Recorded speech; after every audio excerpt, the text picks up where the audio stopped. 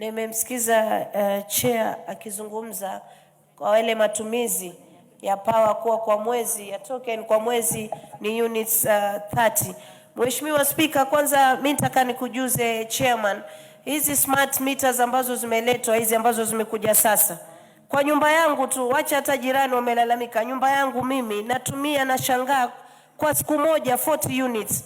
Mimi si factory na shangaa. Kwa hivyo kuna kitu kinaendelea, lazima muweze kuchunguza, manake Wakenya wengi wanalalamika units zinaenda mbio sana, hasa hizi smart meter ambazo zimeanza kuja zinawekwa kwenye majumba ni za wizi mtupu. Kwa hiyo chair, hata kama watu wanalalamika 30, mimi nakwambia yani 40 kwa siku moja, wewe wasema 30 kwa mwezi, 40 kwa siku moja, unashangaa hii ni tunaelekea wapi? Kwa hiyo na kuna mtu ndani ya power aliniambia hizi smart meter zilikuwa hazifai kuja katika majumba ya watu, ilikuwa inafai iende kwenye factory, lakini wameleta kwenye majumba ya watu. Sasa Mkenya analipia stima zaidi hata kushinda ule mshahara wake ambao anapata kwa mwezi. Asante sana Mheshimiwa Speaker.